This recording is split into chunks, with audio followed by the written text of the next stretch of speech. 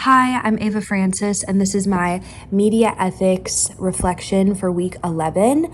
I've decided to do a podcast this week since I am recovering from a fever instead of my usual video reflection. So, we really get into privacy and what that looks like regarding ethics in the media. I'm going to go right into talking about the focus of the conversation being privacy and public life. So all human beings have three lives: public, private, and secret. This is a quote from Gabriel Garcia Marquez, who is a writer. This could be found in the textbook. For society to function effectively, how much personal information should we have the legal right to know and the need to know, or merely an interest in knowing? And how can we discern the legal and ethical distinctions between the public interest and what the public is interested in? The textbook really focuses on the do's and don'ts when it comes to privacy and whether it is ethical or not. I also like how we get into later chapters about the difference between privacy and secrecy and like what to look for to differentiate the two. So, does everyone deserve equal protection from the prying eyes of journalists, government, internet companies, and market researchers? Is privacy more important to older generations than to younger people who grew up in the internet era? When it comes to these questions, I think it's good because this gets the wheels turning, especially when talking about media as a generational. With the generational aspect, I definitely feel like younger generations are more comfortable with more being shared on the internet because they have grown up seeing the evolution of the digital age. I know for a fact that I'm someone who likes to have the majority of my social medias on private. The only social media platform I have public is my TikTok, and I even go back and forth with having it on private or public. But I do think people have gotten very comfortable with sharing a lot of their life with the internet, especially intimate moments, which is something that I always find a little interesting. But yes, I think that younger generations are more comfortable with sharing so much of their life on social media platforms, and older generations kind of stray away. But you do have like people in their 30s and 40s who have really found like the influencer realm and do like to show like day in my lives and try to be relatable. Even I think like a side of the internet that has grown drastically through the years is like mom influencers, and showing like what they, what essentials they use for their kids and their routine and what that looks like.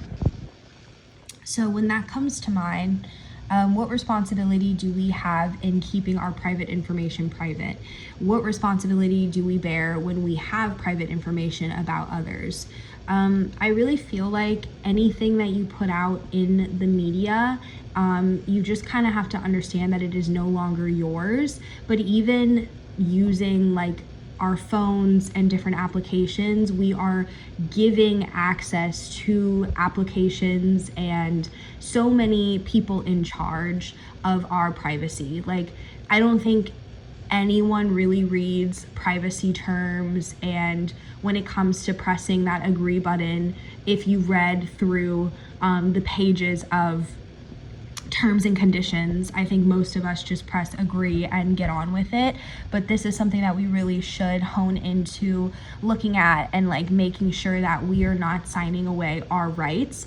I do think one of the beauties of social media is people who do look at those terms and conditions and can share with other users on platforms what to turn off, what to make sure looks good in their settings. I know a lot of people on TikTok recently have been talking about Snapchat and making sure that you do not let some of the AI features have access to your content, because we're living in a digital age where a lot of our personal content can be manipulated and used with artificial intelligence. And I think that's a very scary, dangerous, and invasive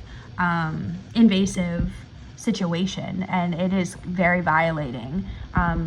Anything that you put out into this world, you no longer have access to. And I think that is something that's very interesting. So yeah, you just have to be very careful with how you're dealing with your media and using different social media apps and platforms. What responsibility do companies have when it comes to collecting and using information about us? This is something that I kind of just touched on, but that's another big question to really keep in mind, because privacy is a huge aspect in the world of media.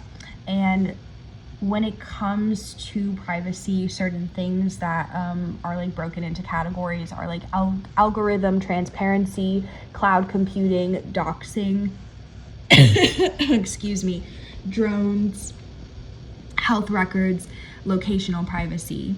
And privacy, when it comes to media related issues, are many of these companies are media organizations, as they have the ability and incentive to collect and use information about their audiences. These companies really do balance individual privacy with competing interests that include enhancing public life, reporting the news, following government rules, seeking to provide useful information online, and 100% the obvious factor, making money. When it comes to privacy as an ethical construct, we talk about this a lot in Chapter 5 of Patterson. The ethical basis for privacy is much older than the legal one and appears throughout literature, asserting that privacy is a natural right that we possess by being human. Privacy is considered a need, a way of protecting oneself against the actions of other people and institutions. Now, when it comes to privacy and secrecy, secrecy can be defined as blocking information intentionally to prevent others from learning, possessing, or using or revealing it. Secrecy ensures that information is kept from any public view. However, privacy is concerned with determining who will obtain access to the information. That completes my reflection for week 11. Thank you so much. I will see you in the next one.